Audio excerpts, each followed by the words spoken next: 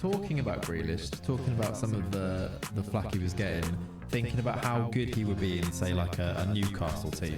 Every single day it changes to some nonsense or not. And at the moment, the title of the group is Arsenal 2023 champs. Semi-serious, but not really. How about the points you start on is dictated by how much money you've spent. A bit like FPL, if you want to do a transfer, it's -4. What annoys me is that he wasn't picked for the Euros initially, and we have to kick up a fuss when he was on the best form of his life. Why is he not being picked there then, but now he's in without any debate? So many wing backs. Why have we only got 5 midfielders? Why is Calvin Phillips in this squad when he hasn't played a minute or barely played for City, has he? I understand the reasons, I agree with all the reasons why not, but it's worth a discussion because it would make football so fun. Hello and welcome back to Panenka Weekly, the dashingly handsome podcast all about football, the beautiful game. And as always, I'm joined by a very beautiful man. Tiges, how are you? Beautiful and handsome. Thank you, Rich. I'm very well. Very well. Lovely weekend. How are you? Yeah, I am good. I'm good. At this stage, I think we should also mention the absence of our friend Rory. He hasn't died. It did sound a lot like he had there. He's in Lanzarote, so it will be just Sean, Tiges and I. That makes it sound like there was 3 of us there. You are both of those people. You know, the rumours are he's in Lanzarote, but some of us think he still is attending to his beef. I'm not sure which is more realistic right now, but...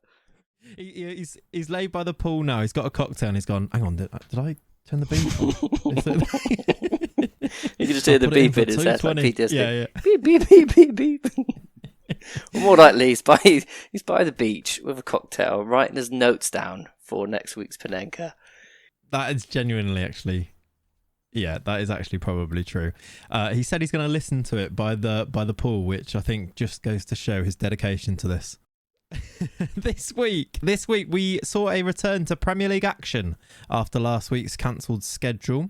So in this episode we're going to begin by looking back at this weekend's games. We'll look ahead to the international break, specifically talking about some of Southgate's decisions that he has to make with the World Cup obviously this year, as well as at the end today we're going to have a bit of a discussion about some little rule changes that we think might improve our beautiful game. Does that sound all good, Tiges?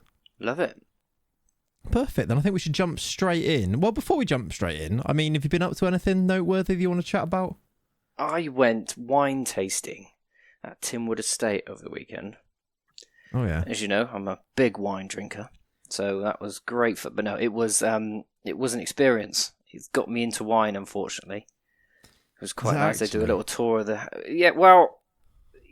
How do I describe it? As a big beer drinker, we drink beer quite fast, don't we? And apparently, you know, I don't know if anyone else knows this, but you're not meant to drink wine 3 fingers at a time. So once you've swished it around, smelt it, and sipped it, it's actually a bit nicer. Who knew? But we had 3. We had a rosé, Chardonnay, and a white wine, and I quite enjoyed all of them. Look at you. You are very old now. Last time I went to a wine tasting to a vineyard, I wasn't drinking at all, so it really wasn't the experience it should have been. It was a lot of listening to a man talk about grapes and things, and it wasn't great. It was really hot as well. That is my overriding memory of that experience. It was very hot, and I was very thirsty. Well, if only they provided some kind of substance for you to drink. I say this actually, I've not had the best experience of vineyards. Kat and I, must have been probably about 8 years ago now. It was early days in the relationship. I think it was Valentine's Day. I thought this would be nice. We'll go to a vineyard. Vineyards, I think, famously aren't particularly vibrant in February, and we went to a vineyard and there was no vines. It was literally just a field of nothing. Well, at least the tour bit would have been quicker. Yeah. So yeah, maybe that's tarnishing my view on wine tasting and vineyards a little bit. Maybe it's time to do another one. Kat would like that, wouldn't she? She probably would, to be fair. She probably would. How about you though? What was your weekend? My weekend was quite quiet. It's been Kat's birthday, so she's has friends down. You know when people are around and they're in your house and you're just like, yeah, it's been one of those ones. Yeah, all too well, exactly. So it's been quiet for me. She's been busy. But yeah, no, it's been all right. And then we've had this lovely extra day off work, which has been nice. Obviously very sorrowful and mournful, but also quite nice. Yeah, I think 4-day weeks are really the future, aren't they? How much different is it? Obviously, again, ignoring how sad it is today, but having that extra day makes the world a difference. Yeah, massive. I think, well, we're talking about those rule changes to football. I think that should be a rule change just for the world. 4-day weeks, definitely. Get that in the comments if you agree when you're listening to this. Let's go back to football. Let's have a think then, and we'll go all the way back to Friday evening. There was a couple of games on Friday. We'll start with probably a popular one for you. Aston Villa 1, Southampton 0. Villa, we tipped them to go down last week, didn't we? They've got themselves a win. We did, but what did we say? Because when we recorded this time last week, we didn't know what games were going to be on, so we thought this wasn't going to be on. And this is the game. Do you remember I said, it would have been nice to have played Southampton at home because that is a very winnable game. And then going into Leeds away sort of paints a different picture. So I was glad that it was on. And God, what a dreadful game, wasn't it? Oh, yeah, wow. It's sort of exactly what Villa needed, though, wasn't it? Just have a dreadful game but get 3 points. Yeah, just to win and get over the line. Neither team offered too much. Southampton are just a weird team. They looked terrible. I've seen them look quite good in times this season, but it's just like ever. There's no middle part of the spectrum for them. They're either terrible or quite good. And thank God they were pretty poor on Friday. Yeah. And we talked about it. Very big 3 points for Villa. Was there any standout performers for you from Villa, or was it just a poor game? Jacob Ramsey again. He needs to play every game. He is our next big bright thing. He's so good. We've mentioned it before how it's quite rare these days for players to move with the ball. I think the world's developing, isn't it, into tiki-taka took over and short, sharp passes, and Jack Grealish is getting a lot of stick being at Man City for playing into that sort of system. But he did it for Villa like no one ever does before. For a player to be able to run 30, 40 yards with the ball, pulls people out of position, it creates space. And Ramsey can really do that. Jacob Ramsey is such a powerful runner. He's got goals in him, he's strong, he's technically really good, and I think he's going to be a brilliant one for the future.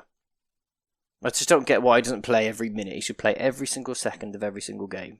Is that maybe due to his youthful years, maybe trying to use him a little, smartly? Maybe the reason we're seeing him be so effective is because he's not been run into the ground as often these players are. We're going to talk about potentially any players that we think might make a late run towards the England World Cup squad. Do you reckon Ramsey could be anywhere near it come November? Well, you're always a bit more biased to your players, and I do understand that I watch him week in, week out. So I'm sure if I watched a lot of other players week in, week out, I would have a lot more arguments for them to be in that team. So I fully understand that. However, I just feel like he's a bit different. I'll tell you probably his main problem is how similar stylistically he is to Bellingham. And maybe that's a little bit of a lazy comparison because I think it's quite an obvious one to make. But maybe just the existence of Bellingham means that he's not needed in that squad. But I really like him. I think he's great. I would love to see in a midfield three, Rice, Jude and Ramsey. I would absolutely love to see it. Rice will stay CDM. Bellingham can go left and right and Ramsey up and down. That would be beautiful to see, but I don't think it will happen. I don't think it will. I think it's probably maybe too early for that, but I can see I think he will do in the future. I really think he'll be good enough in the future. Yeah, one to watch. I think Southgate needs to start picking midfielders as well for the squad. That will help players like Ramsey get in rather than just defenders.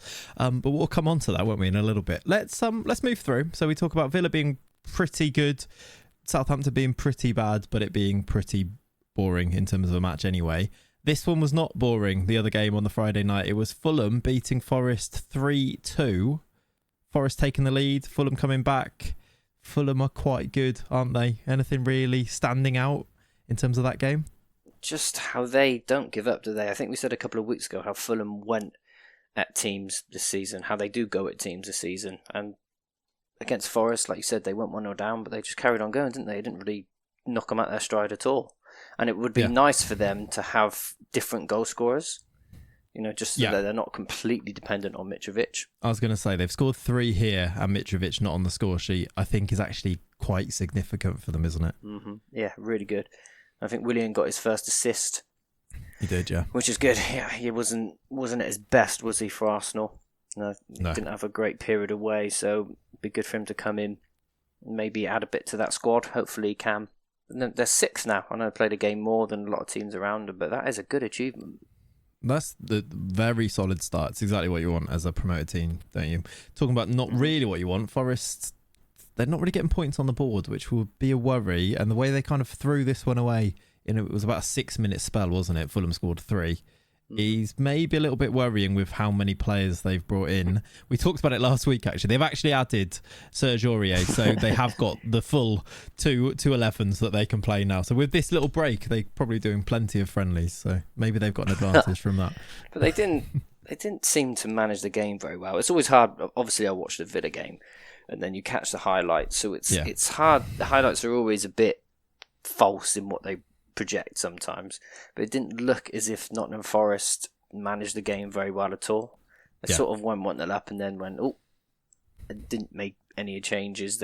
It looked like they could have changed things around slightly when Fulham started to get a bit of steam, but they didn't, by the looks of it, and that'll be worrying.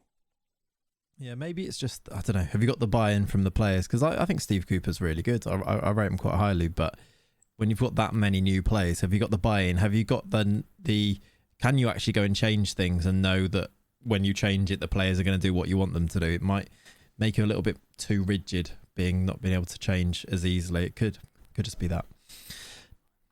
He's built up a lot of goodwill getting them into this league, I feel, and to put so many new players on him, it's a very hard ask for him. So I hope they don't get rid of him.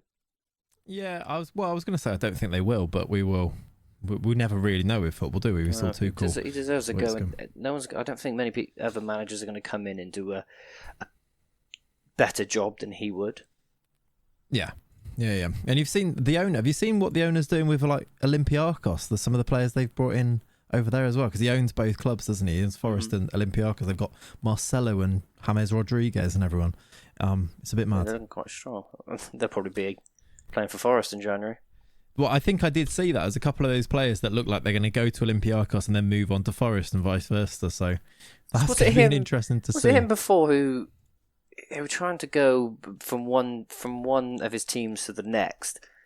I think they brought a rule in after this, but then he cancelled. he didn't go through in time, so they just cancelled his contract and then signed him on a free. That's happened a couple of times with owners where it's still a bit of a murky area, isn't it, of how these people can own more than one football club. It's always a bit. There should be more rules. There should be, because you look at the City group as well, don't you? With all of their teams, it's a little bit murky. Mm-hmm. There are rules, but we're not made that aware of them, and then it's a bit odd. Like, I think Jack Harrison had it with like going to New York City from. Like City signed him and then sent him to New York, and it was a bit of a weird one where City were never going to use him. So, but it's an advantage other teams don't have. So it should be ruled against, because you should never have one team or group of teams being able to do something that other teams can't. An advantage, right? Yeah, yeah. I agree, and maybe those rules exist, mate. I think with these rules, there will always be people who look to bypass them and find ways around them and find these loopholes, and seems like that's what's going on here a little bit.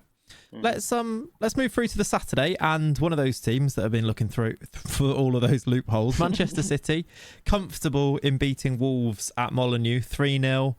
Erling Haaland still a freak, still a cyborg. Manchester City are one win closer to the title, right? No bother was it for them whatsoever. No. It was great to see Grealish score. Love Grealish, and he's got a lot of flack recently, which a lot of it is fair. I mean, that's part of it, isn't it? When someone buys you for 100 mil and you're on 300 grand a week, you seemed a bit weird though. Didn't it? Like, it was a bit weirdly sudden there. It was like everyone's on Jack Grealish's case now, and it was like out of nowhere. That much. Yeah. I mean, I kind of get it. I think the argument someone put forward on Twitter, which is always the exact correct thing, is that City just buy these players so no one else can buy them and then don't use them properly, which I kind of get. Because can you imagine Grealish Imagine Grealish for Liverpool. He would have sorted a lot of problems. He would make them a lot better.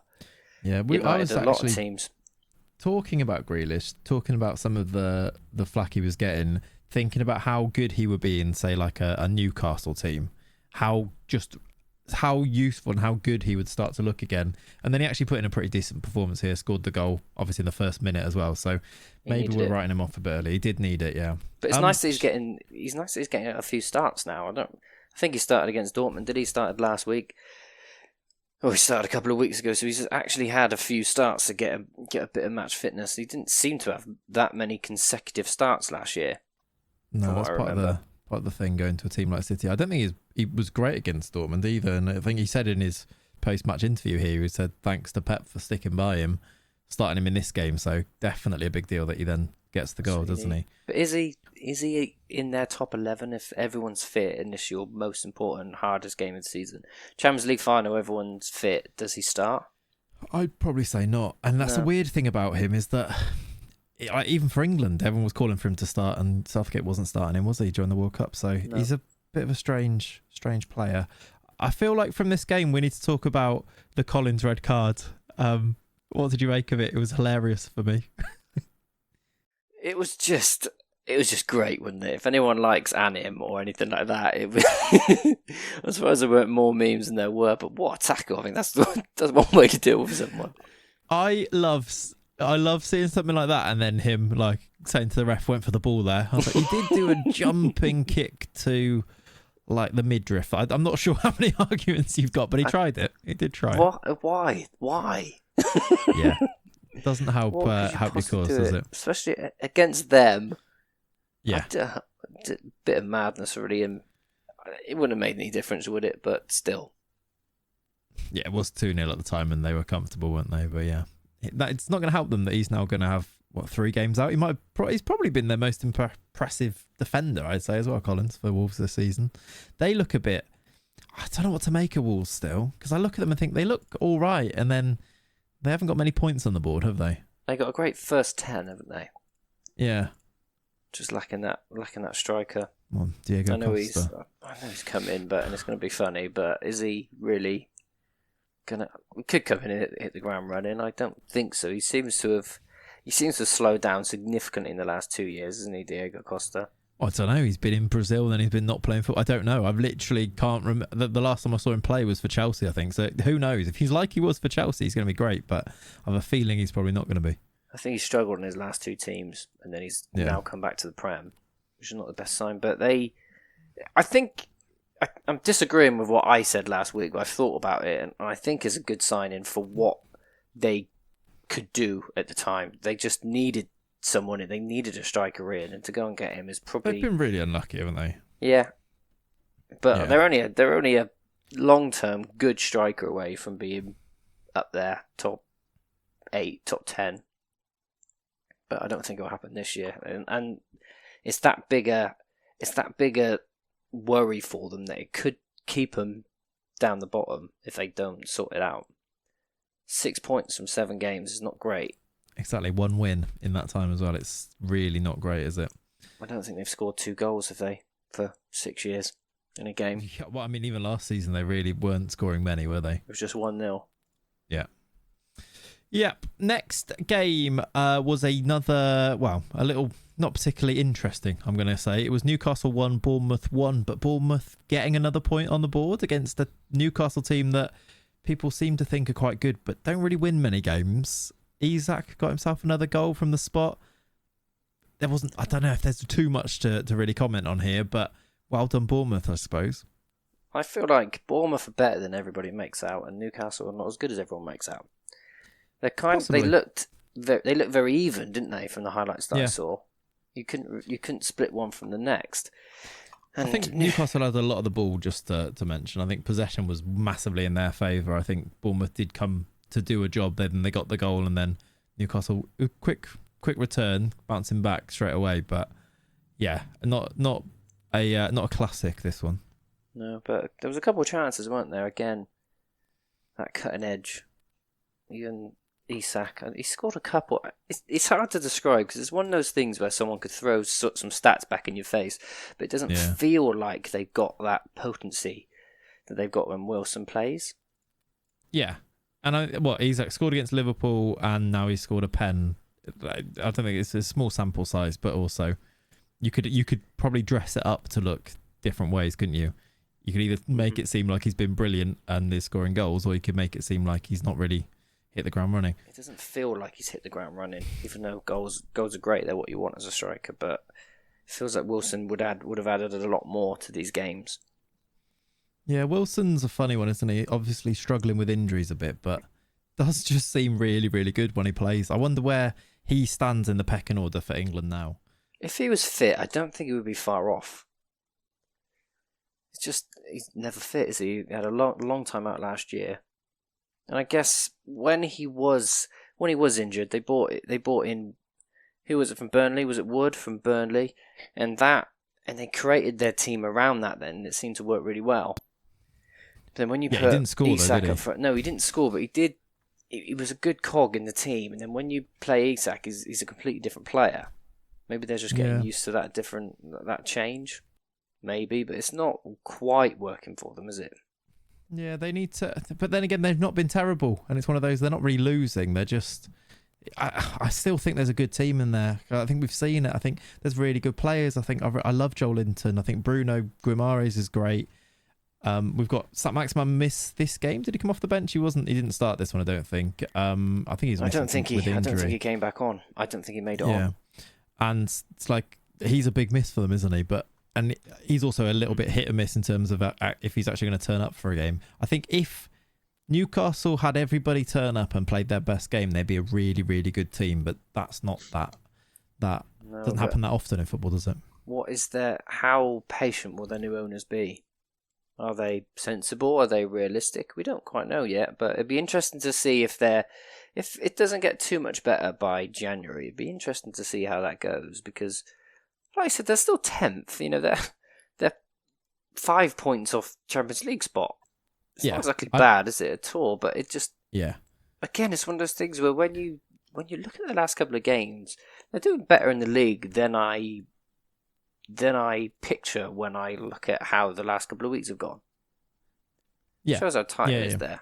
It's so early, isn't it? We're looking at a league table that's after 7 or 6 matches played, where I don't think we really need to look at the table until at least 10. I think that's part of one of those old sayings, isn't it? So maybe we're just looking into it a little bit more closely because we're doing this podcast. But they've won one game is another way to dress it up. They've drawn 5, so they're a strange team at the moment, but they're either going to click one way or the other, I think, and definitely no reason to panic, I don't think, but also. I was kind of talking about Newcastle the other day and thinking, how many of these players are going to be there next season or the season after that? How many of them are joining as new signings thinking they're only going to be here a bit? I mean, Chris Wood literally joined for about 2 months and now he's been replaced immediately. It's one of those... He must have known that was coming. Even if they didn't buy any other players, as soon as Wilson came back, he was going to be out of the team. Yeah. It's going to be fascinating to see their rise because...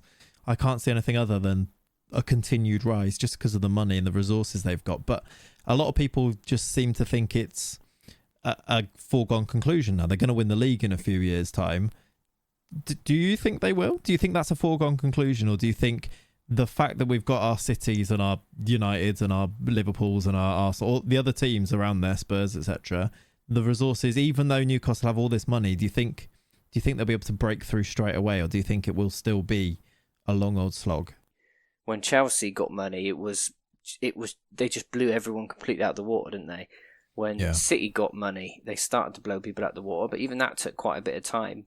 But now everybody's rich. Arsenal have more money than they'll ever be able to spend. You know, it doesn't matter if someone's got 500 billion or whatever it is, Newcastle, or the 20 billion of Arsenal. You see what I mean? It doesn't seem to. I don't think it makes that big a difference it did in the past. When Chelsea had it, just they bought everyone, and they bought, didn't they? They were putting bids for every single person they were bidding over the odds. But every team seems to have to do that in the Premier League at the moment anyway. Everyone's spending ridiculous money, so I don't think it will be as easy as some Newcastle fans think. I don't think they're just going to walk into the Champions League and then walk into trophies. They'll have to be a bit clever about it. Yeah, I think that's the way that I see it, is that I think within a few years they'll put themselves in that bracket and then it's very much they're in that bracket, and it's going to come down to a few different things and good management here and there to keep them in the bracket. But then, like, you could say the same thing about Arsenal now, right? They were out of it completely, but with a good bit of management, a good bit of making a bit of a plan, they're now they're back in there again for this year, potentially. Definitely, it will be interesting. It will be fun to see, but I don't want too many more of these real rich teams. No. Yeah, no, I sort of agree. Let's move through to the next game. I watched this one, and it was a bit of a strange game here. It's Spurs 6, Leicester 2, and I sort of feel like, I mean, what was it at half-time? I think it was 3-2 Spurs at half-time, I'm thinking back, or was it? Because it went 2-2, didn't it? And I sort of, at half-time, I was thinking, Spurs haven't been great here. Leicester have been okay here. But then the second half, it just really got away from them. And it was the sort of performance for me that made me think, okay, Rodgers is in trouble now, because the way that got away from them towards the end with Son coming on, scoring the hat-trick, was like one of those end-of-days performances where you think that's the type of performance now where if they'd lost that 3-2, you go, good performance, unlucky, we move on. They've gone and lost it 6-2, and you think that might be the end of a manager. I think there was just nothing. There was nothing positive at the end. It was just such a draining performance from them, wasn't it? To concede. But I think first half, I feel like they were in the game, and then but that's the problem. That's the problem. Yeah. They played really well to start with, and it still didn't end up anywhere. Not only did it not end up anywhere, they didn't just annoyingly lose. In the end, they got pelted. That last half hour, it could have been terrible. 3 or 4 more. But, I mean, there's a real moment in the game. It was right before Son made it 4-2, where Leicester were making the changes. They were bringing on the strikers. I think it was Vardy they were throwing on. Maybe, I can't remember exactly who it was. And I thought, okay, they're going to go for this here. And Spurs looked like they were on the ropes. They were sitting back. They were just trying to catch them on the break, which ultimately they ended up doing quite a lot. And I was in my head, and I think in commentary somebody said it. They were saying, there's a chance here for Leicester to get a point, at least, the way that the game was going. And then before those subs could even be made, Son made it 4-2. Then they made the subs, still trying to throw people forward, and it just got away from them from there. But there was a moment where it was too late. There was an actual moment where it looked like they were going to be the ones with the momentum going into the final, 30 minutes or so. And yeah, in the end, it's ended up being embarrassing, and they find themselves rooted to the bottom of the table. And it must have been such a confidence drainer again, because they must be thinking, what on earth do we do? Because they went 1-0 up in about 2 minutes against Brighton, didn't they? Yeah. Whether it was last time out or the game before, I can't remember. But it must just create almost a self-fulfilling prophecy in their heads. This is why confidence is so important. If they go 1-0 up in the first 10 minutes of the next game, it must be in the back of their heads. Thinking, it really is. Because I think the bad performances are coming from moments of lack of belief and lack of confidence, rather than players not being very good, because they've got good players. And it reminds me a lot of Liverpool in a way, that Liverpool seem to have these moments where the other team will get a lucky break, or Liverpool won't have a lucky break. The other team will score, and then suddenly it's like, oh, it's happened again, and then you see it drain out of them. It's because I talk about Liverpool and link it back to Liverpool, obviously, as my team, but you see it, don't you? You see, okay, it's happening again here, even though if the things had just fallen slightly differently, that could have been a really good win. I think of the Ajax game for Liverpool. Obviously, they win it towards the end in the Champions League. But that first half, they were so good first half an hour, 1-0 up, and then Ajax just score out of nowhere, and you think, and then you see them start to toil a bit, and you think, yeah, then that could have been, it's comfortable. To weigh on their minds. Yeah, exactly. Tottenham are a Champions League team who are traditionally defensively minded, and Leicester had good chances. They scored 2 goals. Yeah. They scored good goals. So if there's anything for them to grasp onto, is that. I just don't get why they're so bad. One of my mates, Liverpool supporter, he texted me. We were texting during this game, and he said, something about how bad they were, how bad Liverpool were from set pieces when Rodgers was the manager. He marks zonally. It's madness. I don't know why he's sticking with this. It was 8 years ago, and watching them thinking, please change this. Please change this. Did you see it pops up during the game that they brought in a new set piece coach? And I think Maddison talks about it after the game. He's like, you have no idea how much we've worked on defensive set pieces. And but it's clearly not working because No, they're conceding all over the place. They just panicked. It's just, you can almost see the fear as soon as someone has a corner. They're just almost not concentrating because they look so worried. And it just seems like there's a chance every single corner or free kick, they go close. I don't know. Maybe they're just not as... Is their defensive capabilities not what it was? Yeah, they've changed their keeper. Well, I think a couple of their players who have been quite solid for them have fallen out of form completely. I think of Soyuncu, who at one stage I remember Leicester fans saying he was as good as Van Dijk, and now he's nowhere near that Leicester team. It's strange. Strange one, and I can't understand the letting your goalkeeper leave and thinking we'll be all right. We've got Danny Ward, who is he the worst Premier League goalkeeper of all time? I think he might be up there. He's not done great, has he, up to this point? But the fact that Liverpool got was it 15 million or something for him is absolute madness. Something somewhere's gone wrong in that recruitment. And you're looking at that and thinking, the amount of money that teams spend, you're thinking now with hindsight, but it was only a couple of weeks ago, for Fana, over the course of the season, made a world of difference to this team. I'm just thinking, I don't know, hindsight's weird, but I'm just thinking, what are they even going to do with 80 million, really? Probably not much. Yeah, if they're rock bottom of the league, who's going to join them for 30 million, 40 million to bring in a player? But I guess if you've got a player that wants to leave and is going to refuse to play, basically, which it seemed like Fofana would go that far, then actually you haven't really got a choice. But it's planning, isn't it? It's looking ahead and finding, you preempt these things by bringing in players, knowing that some of these players are going to go. It's not like it's different to their usual model. Like, they sell players for big money and bring in players. It seems was on the cards for rushed. a long time in the summer. Yeah, I think they should have prepared a bit more for it, because it did look like all those extenuating circumstances that you just mentioned, all of that aside, they were crying out for a Fofana at the weekend, really. Someone just almost... They just needed a captain who was a centre-back just to calm everything down a little bit. It just seemed to get a bit disjointed, especially when Tottenham were going mad at the end. You know, they were starting to get out of it pretty quickly, but they weren't out of it when it was falling apart. And that's where someone like a Van Dijk would have made a big difference, because he would have just calmed everyone down, pulled everyone back into position a little bit. I don't think Maddison's positioning helped them, really. He's probably their best player, and he's a player they need to get on the ball, but he seemed to... I don't know whether he was playing on the right or he was gliding from left to right, but he was leaving loads of space behind him, and they were just getting through time and time again. I think he played off the right, didn't he? And But he was playing as if he was a number 10, so he was floating around, which you can't do. I mean, Maddison should be their player who floats around and does a lot of damage, but not from the right-hand side, because it leaves such a gap. I think you're looking at... Indeed, he looks nothing like the player he has been in previous seasons. I've rated him really highly. He looks so poor. He looks so shell-shocked when he receives the ball.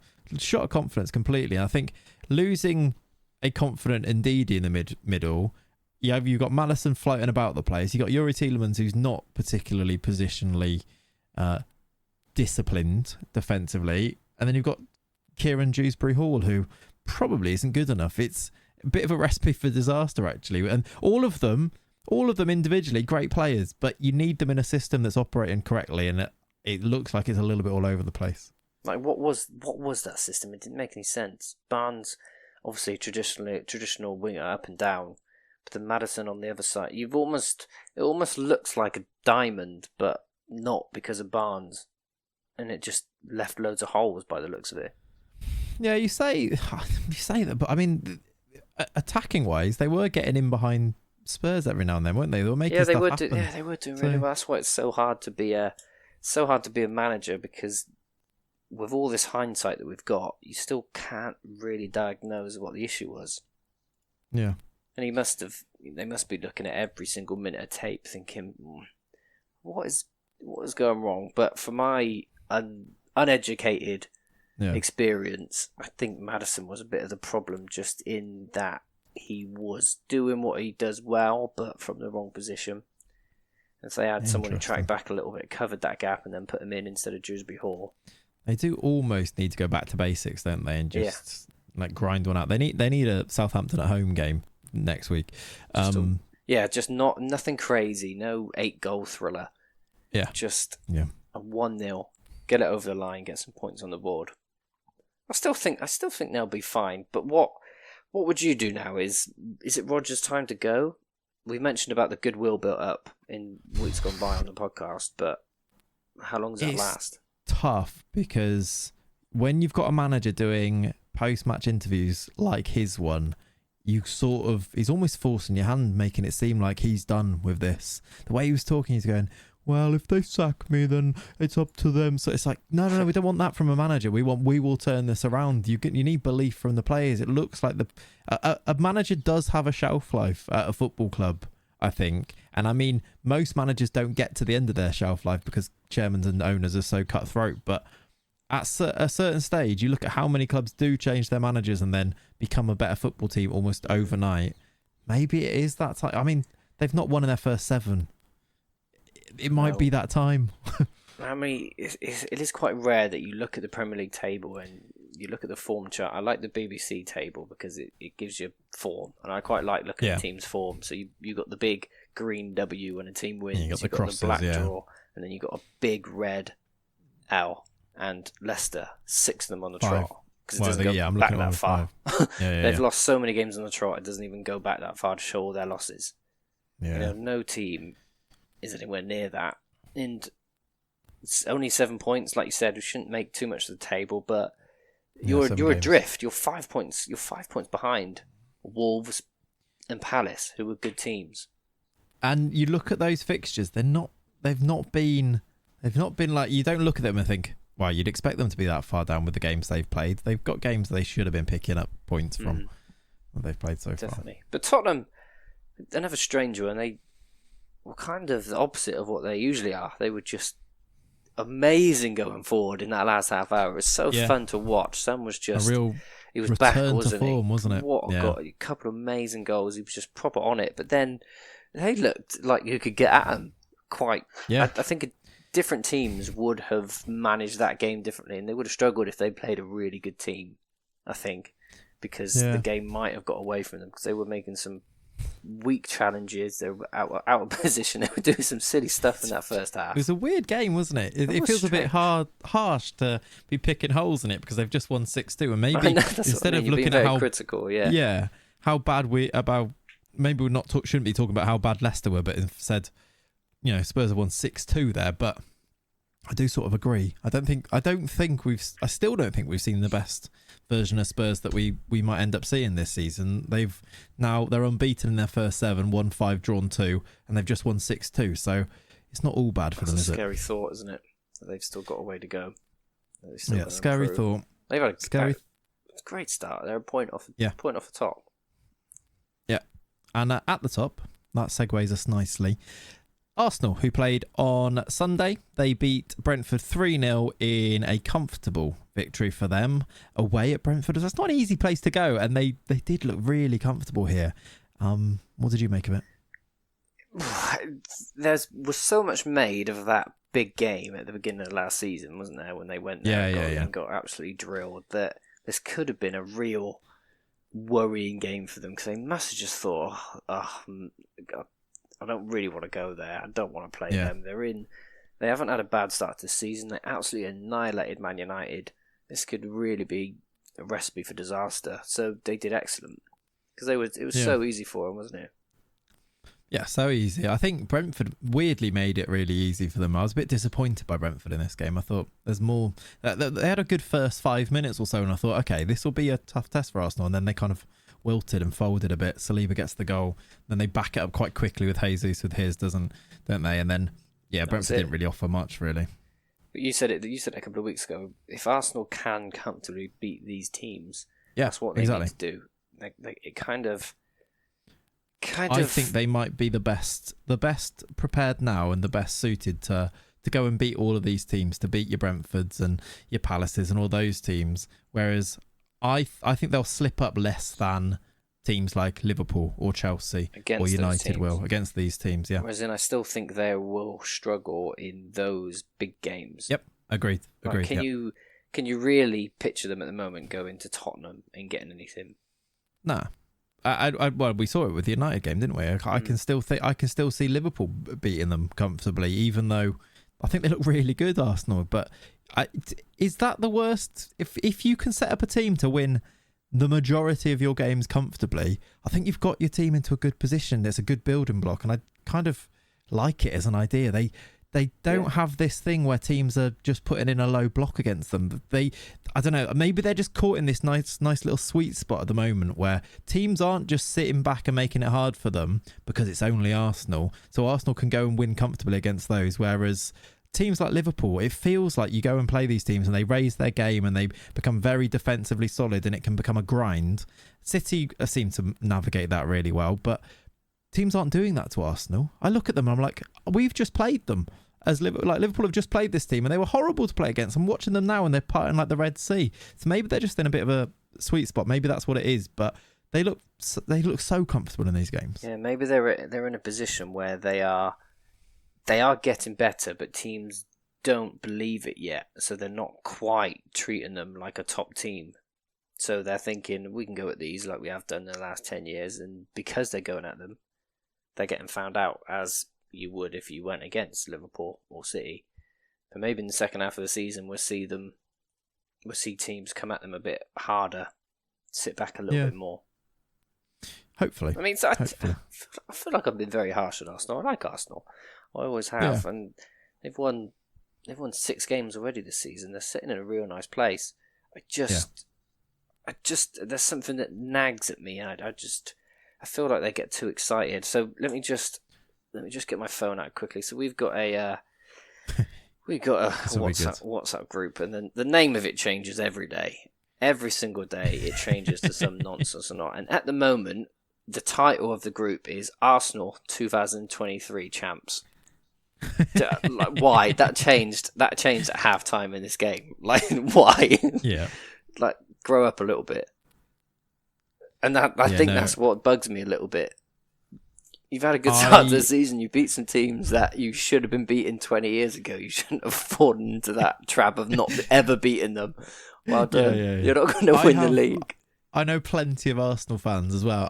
In fact, this is the way that it goes in my WhatsApp circles. I don't even speak to this particular Arsenal fan about football all that often, but one of my other mates always sends me the messages that he gets from him. So literally I get things like, he says that he would take Jesus over Kane for Arsenal. He would things like... absolute madness. People are just ridiculous, aren't they?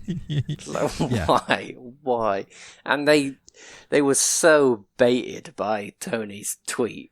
Like, what did he say? He tweeted. He just said nice kick about with the lads. It wasn't even that bad. But they just held on to that. That has been eating at them like the plague. And then they'll come out after the game. Oh, nice kick about with the lads. Well done. Yeah. Well done, you beat Brentford.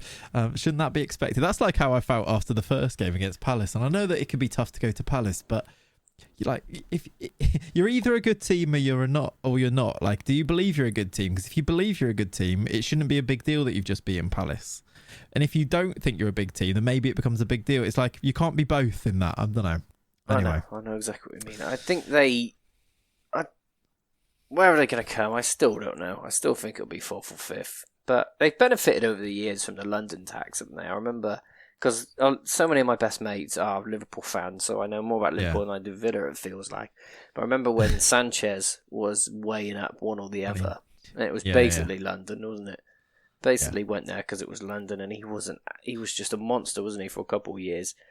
Yeah. I feel like they've got lucky, and it almost feels a little bit like that this year, like Jesus. Well, I don't get why he went there. I still don't understand it. Arteta is the link, isn't it? From City. Great. So. Fred Binney. Doesn't mean I'm going to go start playing for... Yeah, but every man. But I know what you mean. Great relationship. But surely, with his quality, he could have been snapped up by some real good teams. And fair play to him, going down and taking that challenge. I do really like it. I love it, in fact. He's really gripping it, isn't he? And he's taking the challenge on. He's doing really well. But... Surely he could have went to someone in the Champions League, and he's out of the Brazil squad now, isn't he? So I wonder what he feels about that. Yeah, I think we've been a bit harsh on Arsenal. I think, and I understand why, because I feel the same way. But to be fair to them, and with maybe it's the fans is the reason for this, but to be fair to them, it's a really good start to the season. I think they're a very well-oiled unit at the moment. I think they're going to have a really good season. I think I still tip them in that top 4. I think pretty comfortably by the end of the season. I think they look that good. So maybe, there you go. I've said nice things about you Arsenal fans. Please don't come for us. Let's move on to the final game of this weekend. And it was my overachievers for the season, Everton, getting a big win, beating West Ham, who not doing very well. Yeah, Antonio. I love Antonio. I've liked him for quite a long time. I just feel like he is part of the problem at the moment. Yeah, I wonder when will they starting Scamacca? I think he scored a good goal in Europe last week sometime. Has to be pretty soon. It's just not working for Antonio. You never want to say someone's getting to that age where they're starting to slow down, but he's been all about pure pace and power. Hasn't he? Yeah. He seems to just be off it slightly, and he has been for probably a year now. He hasn't been firing all cylinders. Do you know my worry about West Ham at the moment? And I think it is quite a valid worry, is that they seem so easy to play football against. And I think their entire makeup, where they've become quite a good side over the last couple of seasons, is that they were in your face. They were big, strong, powerful, like Antonio, as you talk about. They weren't going to give you an easy game. And these days, it looks like you can just turn up and play football against them. Like teams like Everton turning up and being the better team for vast majorities of the game, that's the worry for me. I almost feel like, and I don't think they're this far away, that we talk about managers having a shelf life. I'm worried that we've gone through a bit of a cycle with Moyes at West Ham, and we're coming out the other side of it now, and they might need to think about changing it because they look devoid of ideas. They just look so easy to play football against. Like they brought in Paqueta or Paquetá, however you say his name, and he looks so good. He looks like a brilliant footballer, but he does not fit the way that they are playing at the moment. He doesn't look like he has a role in this side. But has he ever done well at no, let me rephrase that and not be mean to anyone. The better the quality of football players, the harder he seems to find it. Yeah, with Moyes. Yeah. So when he went into West Ham and they weren't the best, he got them going and he turned them into a great team. And now they've bought some better players. It's almost just that's not his bag. Yeah, no, I get that. I think there's probably something in that now, if he started playing like this very attritional style of football, these particular players won't respond to that. The fans aren't going to like it. So he's almost stuck now saying, right, we've gone to a new level here. We have to play a different way. We have to be a better footballing team. But he can't do that. It's not his way of doing things. That can happen, which is probably to do with this manager's shelf life, because you can't play the same way forever because teams work you out and you have to be able to adapt as time goes on. And that's why at a certain stage you can't adapt anymore, because you only have your own way of doing things, which is why there's a shelf life. And players and teams get sick of hearing the same messages over time. They lose a bit of meaning, which is where a new man comes in and changes things and it starts to work again. Yeah, that's a really good point. And teams can be brutal. Owners can be brutal, as in he's taken them to the next level, no doubt. But then will that now attract? Are they now in a position to attract a different level of manager? So he takes them to the next level, and do they now twist? Could they persuade a Pochettino? Pochettino. Yeah, Pochettino. Pochettino. I feel like we need to do one of these episodes, and this is something we've probably put off for too long, where I bring you footballers' names and you try and pronounce them. Let's do that next. In fact, next week in the comments this week, I want people to leave footballers' names that Tigers is going to try and pronounce next week. Okay. I'm not the best of it. That was probably the best ever section of your stream, wasn't it? Really, when we were doing that for that one time.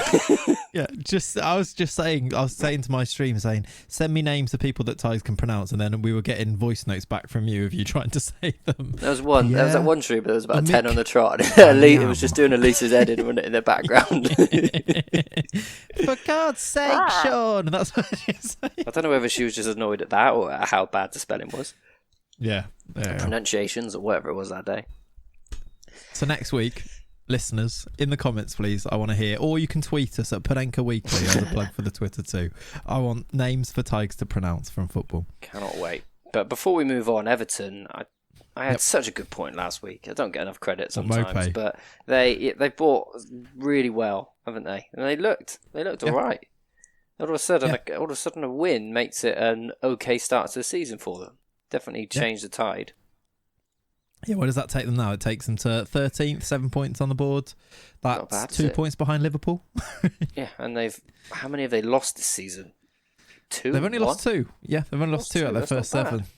Yeah, they've won as many games as Newcastle, which again, when you think about the general feeling around those two clubs, they are. You could say they're overachieving, couldn't you? I would say so, but they've got a brilliant midfield. Yeah, Onana, Gay, and Iwobi just looks like a different player, doesn't he now? I quite like him in there. He's just very agile. Yeah, he just does the simple things, doesn't he?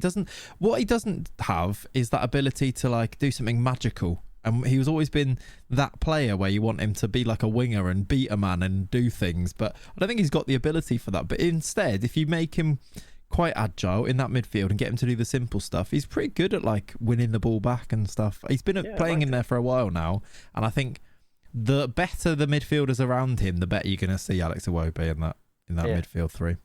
Definitely. And that with him being in that position now, that's what starts to create the identity that they were lacking.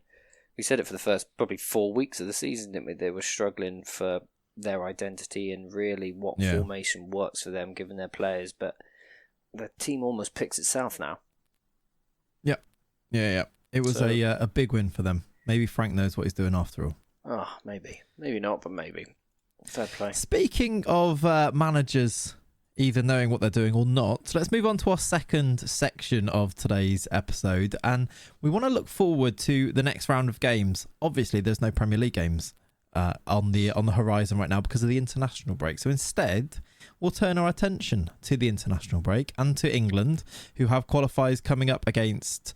Is it Nations League games that we're playing next? It's Nations League, isn't it? Yeah, it's Nations League games against Italy and Germany.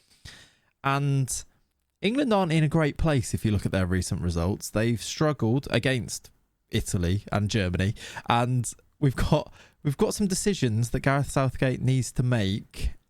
First of all, what do you make of this squad? Do you want me to read through the squad here just so you can see, or have you got it in front of you? What do you make of it? I've got it in front of me here, and it is such a strange squad. It does not fill me with confidence. I don't get it. Look at this squad. Do you really need Kyle Walker, Kieran Trippier, Luke Shaw, Reece James, Ben Chilwell and Trent Alexander-Arnold in the same squad, in one squad?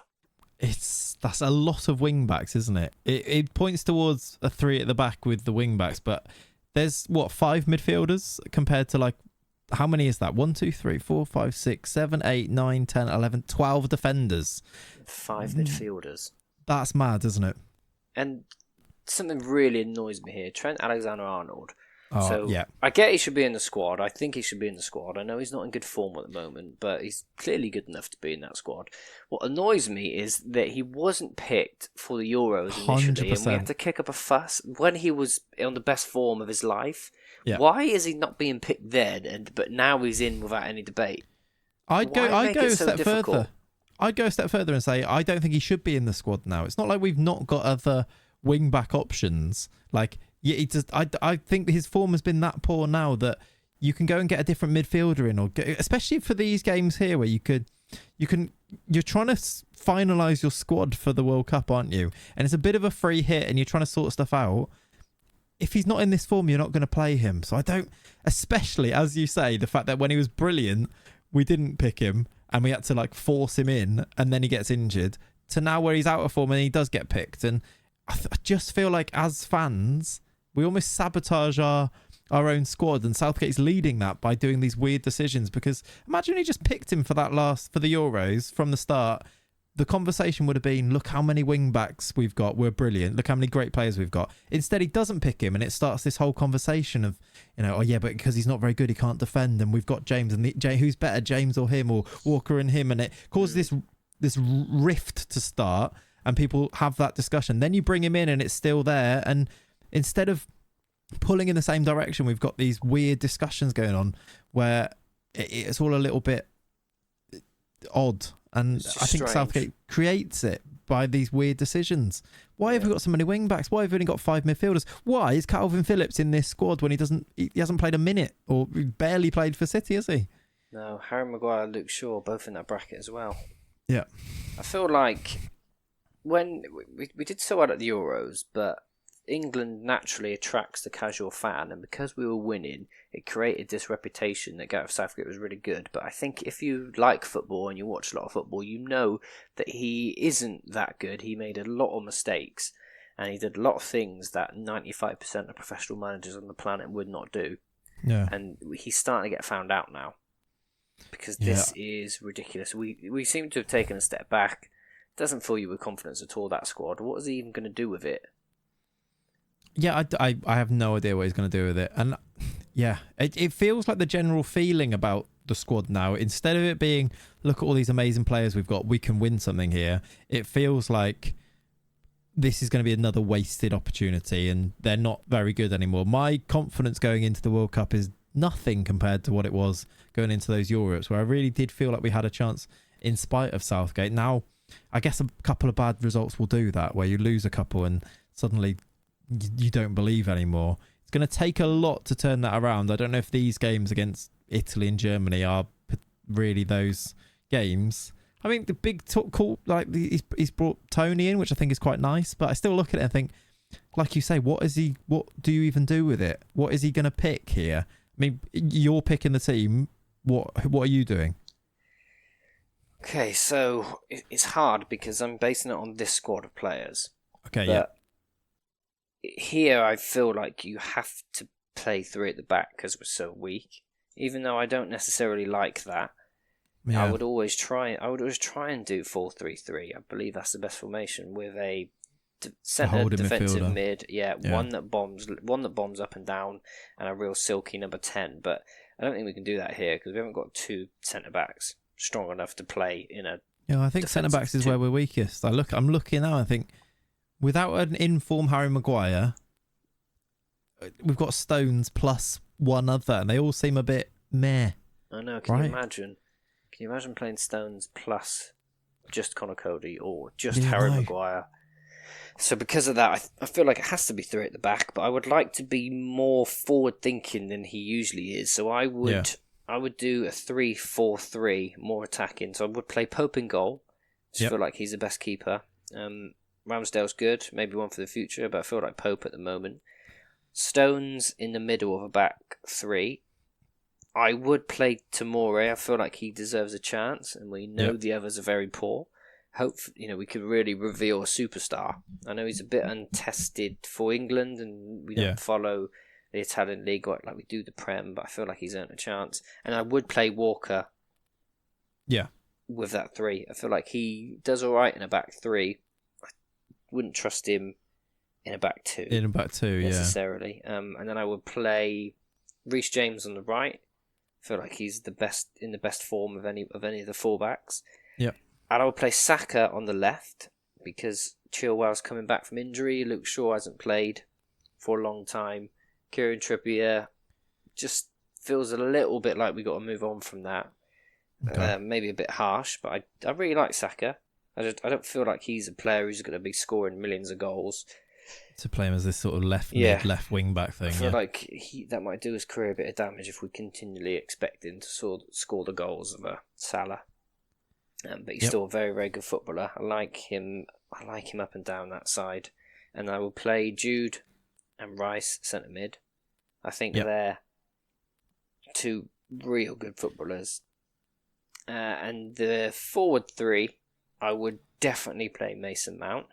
No, I would not. He wouldn't be in any of my teams if I was a Premier League or Championship manager. I would play Harry Kane up front. Obviously, I would play Sterling one side for the pace and for the goals, and I would play Foden on the other side just for his bit of trickery. So 3-4-3. I just literally listening to that, I'm just thinking of that. It's the defence, isn't it? It's the centre backs. Yeah, it's like is that a solid base? I don't know. You have to create your whole team based around protecting that weak defence. Yeah, which is a horrible position to be in. I think you have to do the opposite. I think you have to move away from this back three thing. I'm not a massive fan of it anyway. I think if this is me, I'm going back to a back four, and I'm putting a lot of faith into either Fikayo Tomori or Mark Gahey, and I'd pick one of them. I'd probably go Tomori first of all, and they're going to play alongside Stones, and we're going to build from them. What we're going to do is we're going to be really good going forward, and we're going to develop a nice attacking identity. We're going to be really great to watch, and we're going to go from there. If I'm picking here from this squad, I'd go Pope in goal. I'd probably go Reece James right back at the moment. I think Trippier is a perfect deputy for that. I'd probably not have Trent anywhere towards this team at the moment. I don't think England at any stage are going to be able to utilise Trent in the best way that is actually going to get him playing the way that he has done for Liverpool in the past. That's regardless of his poor form at the moment. I think he's bang out of form anyway. So I think right now we go Reece James, and probably for the future stick with Reece James. Trippier can come in and play games when as and when needed.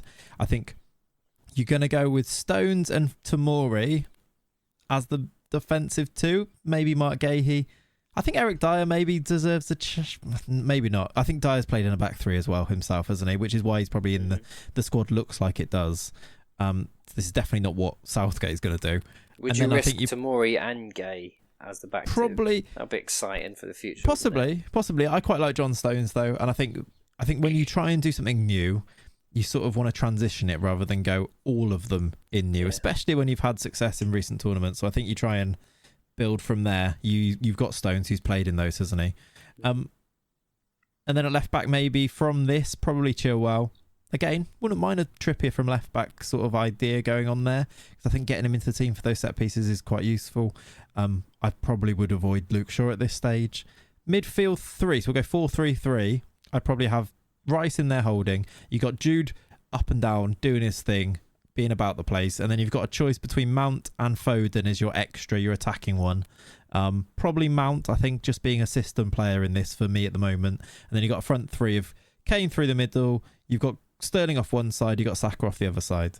And I think you go and build around that. And then if you don't play Saka, you can bring in, you can bring Grealish in, you can bring Bowen in. I'd probably be looking at bringing Rashford back into this squad if his form continues for United. Sancho the same. I think they're a bit unlucky not to be in this squad now.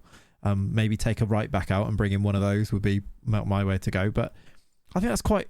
I think most teams you're going to win in that system, and then you can always default back to the back three if you want to after that. Say you've got Germany in the quarters, and maybe this is because we're playing Germany and Italy. We're going to see a back three, and maybe I'd go with a back three against these particular teams. But for playing the USA, go with the back four. Go and score goals. Be enterprising, because you know what the game's going to be like. It's going to be turgid, isn't it? Yeah. Build your confidence. Build your confidence. And then is it that much of a transition to then go from the squad that I just said to let's take your Mount out of that side or your Foden, whoever you go for in that midfield three. You bring your Walker in as your right-sided centre-back and you go back to the back three, which you've got a little bit more flexibility, I think, if you go and do that. And I hope he does something similar. That's what I would do. Yeah, no, I don't mind that. I like that. I don't feel like there's any chance we'll see that, but no, there's no chances there. No, yeah. It'll be Stones and Walker, Trippier, James, Phillips and Rice, centre mid, Mason Mount, Sterling, Saka, Kane. I think it will be. And do you know what? If he wins the World Cup, he's a hero.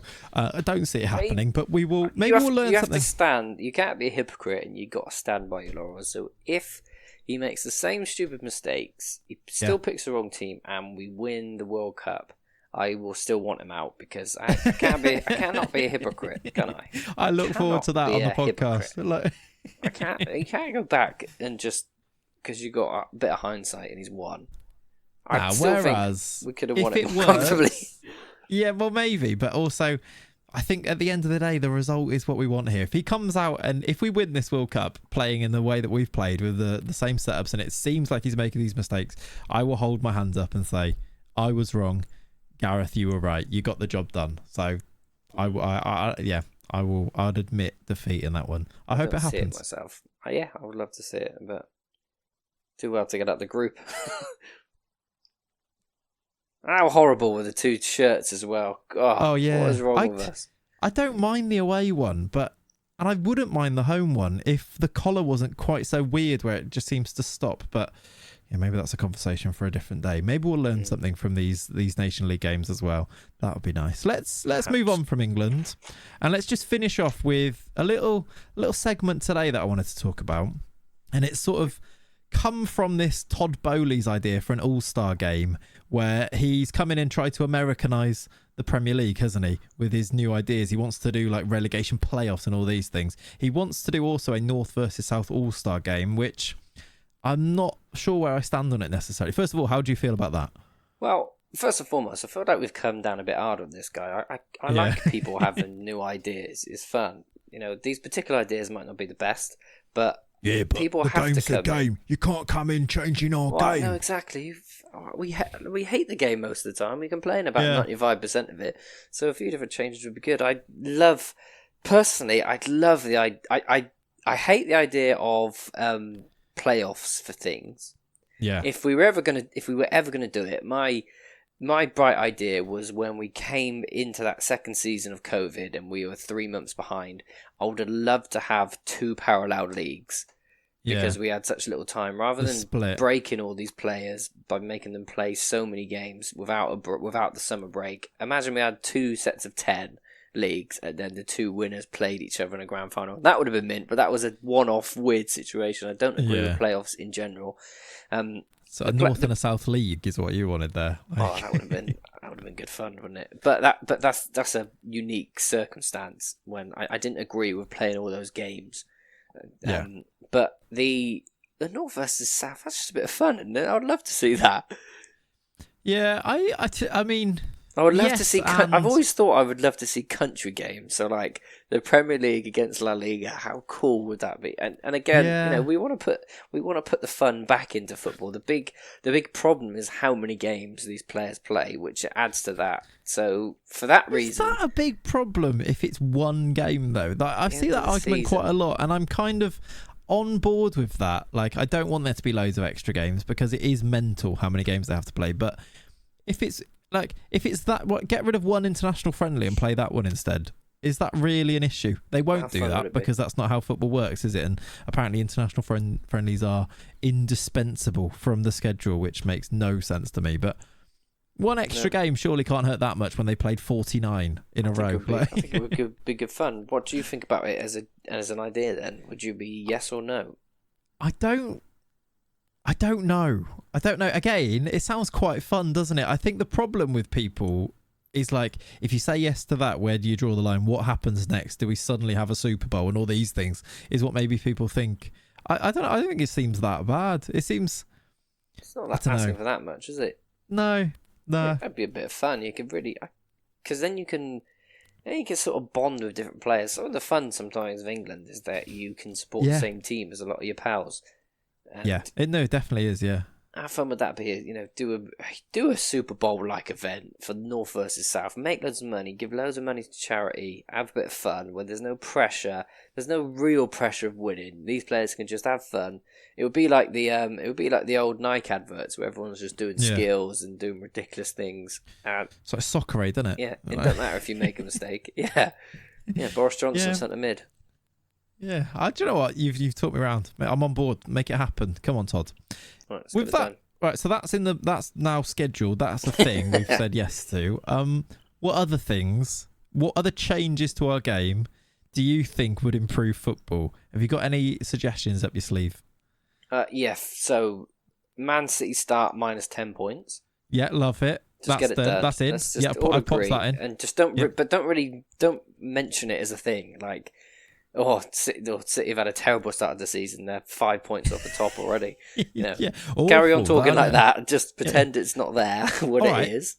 Semi-serious, but not really. How about the points you start on is dictated by how much money you've spent? A bit like FPL, if you want to do a transfer, it's -4.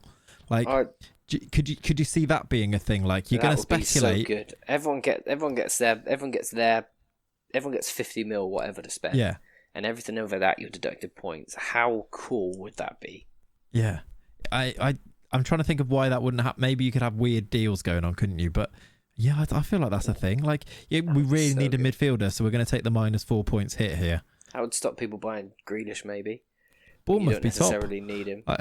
Yeah, I would love to see that. Two which I really, depending on what day it is, I change my mind. So first, getting rid of a point for a draw. You get 2 points for a win and nothing for a draw. None yet. I mean, I understand the reasons. I agree with all the reasons why not, but it's worth a discussion because it would make football so fun. Yeah. How good would it be? You just can't. There's no point defending for a draw today. You get nothing out of it. Go and win the game. Yeah. No, I think even not that. I think you still get 3 for a win. Make 3 a win, 0 for a loss, but 0 if you both draw or something. Like How really different make it would the worth league going look for this that year? win. Newcastle Really and Everton would be in bottom 3 probably, wouldn't they? I'd love that. I like it. So how about also you just stop the clock every time the ball goes out of play? It's literally number 1 on my list. But it's literally number 1. Obviously a shorter game, so 60 minutes, but it stops every time someone messes about. It gets rid of so much of the nonsense. Yeah. Or you just be so... I think that's the only way you can do it. Or you just add it all back on at the end. But right? Make it a 60-minute match, but the clock stops. Because I think that actually probably means the games are slightly longer overall, which I don't think is a bad thing, because we get more football, but in a shorter space of time. And it gets rid of some of the old school dirty tactics. Yeah. Which again, sometimes is a bit of fun, but I think it would make the game better. When we're saying these, I've very much not considered the anti-argument on any of them. So I'm just going to go with all of them. Like, great idea. Definitely make that a thing. And I'm sure there are arguments against most of these, but there we go. I was just going to say, that was number 1 actually on mine as well, the clock stopping. I'll go with a semi-serious one as the next one here.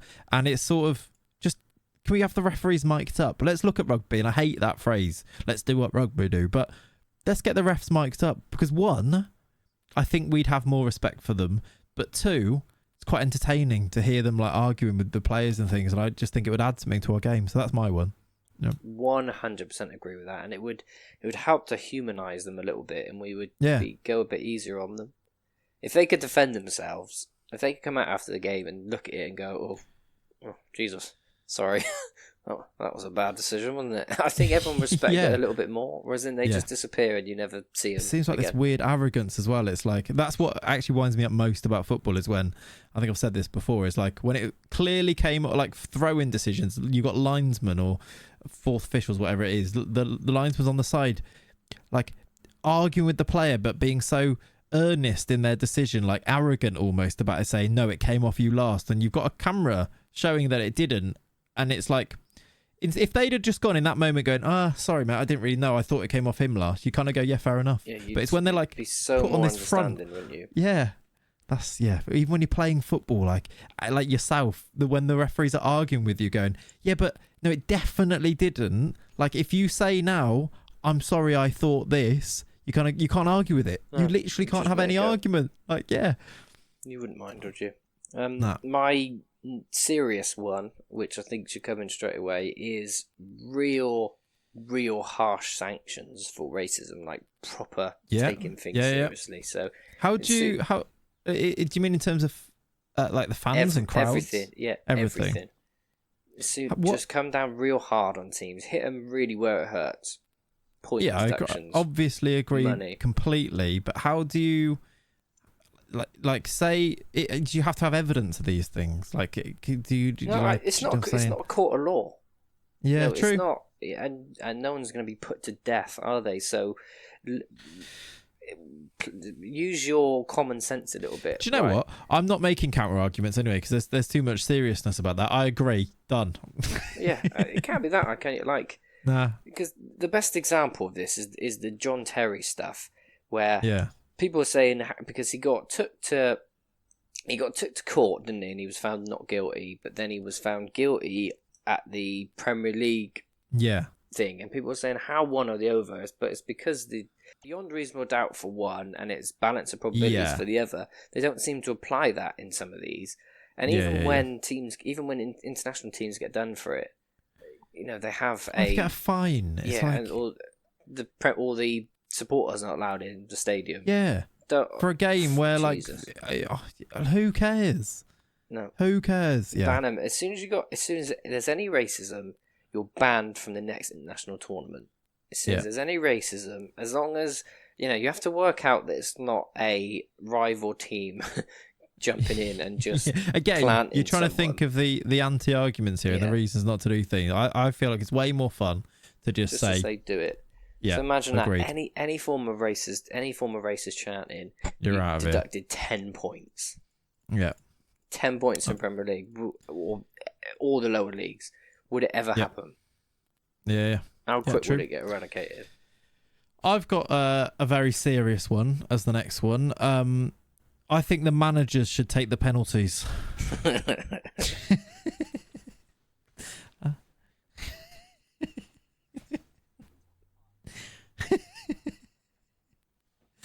I just love the idea of it, to be honest. Like I think back of like the Wenger era, it would have been so much better if you could see him lining up with his coat on to come and to take a penalty. How good it would be. Do you remember that when Ryan Giggs scored that amazing goal and Bergkamp missed a penalty? Can you imagine? Bergkamp goes down in the box, then Wenger's got to come on, but they're not allowed to get any boots or kit on. It's got to be in the shoes that they're wearing. Yeah. Slipping. Oh yeah, perfect. Love it. I reckon. Yeah, I'm in for that. That's why. Also, like teams like Villa, be right. Oh, how good? He'd be brilliant, wouldn't he? Steve Gerrard. Yeah. Although Roy Hodgson last year probably wouldn't have been too fair. Say, bless him. I'm not backing Moyes stepping up, to be honest. Like, no, Southgate would have to come on in the Euros final. Oh God, his track record isn't great, is it? Yeah, but when it's a penalty shootout, it's just the manager has to take all the penalties. All of them. It's just every single, and they have to go in goal. It's just manager against the next. Yeah, done. Done. The thing about that is Todd Bowley probably be all in on that. Yeah. He's obviously seen. Yeah. If he brings it up in the next general meeting of managers, we've got to have something to say. Yeah, definitely. It's our idea, Todd. When we find out that Graham Potter is an absolute penalty whiz, and that's the entire reason he's appointed him, then interesting. Clever. Love it. Some good ones there. The next one, I'll finish. This is the last one. I asked a couple of people to give me some suggestions. I've got some sensible ones, and I think the non-sensible ones are probably the most funny here. So I'll do my last sensible one, and that is you should get a yellow card if you don't beat the first man from a set piece. And a fine. Huge fine. And a fine. Yeah. But yeah, what do you reckon? How do they not? Oh, it's bad, isn't it? I don't get it. Maybe they're not as good as we make out. And if you just miss some one-on-ones, just the easiest thing is to teach these sorts of skills. Yeah, they're actually like practicable things, most of these things, aren't they? I guess it's again, we're not doing counter arguments, but it's the fine margins, isn't it? You want like a low trajectory on a cross because it's easier to head in, but when they get it wrong. We'll open up these in the comments again. I've asked you for a load of comments today. We'll open up these. Any big new rule changes that you'd bring to our game, leave them in the comments down below if you're watching on YouTube, or tweet us, Panenka Weekly, and we'll go through some of those. Maybe we can bring them back next week if there's some good ones. I think, though, we've got a nice long one today, just us two having a nice chat. It was good. We'll leave it there for today. We've got some big games coming up, these international games to see how it goes. I think there's going to be plenty of talking points, but we'll be back next Tuesday. Thank you very much for listening. Make sure you do subscribe if you're listening on YouTube. Make sure you leave us some reviews if you're listening on Spotify or Apple Podcasts or wherever you get your podcasts from. Thank you for joining us once again. We'll see you next week. Bye-bye. Take care.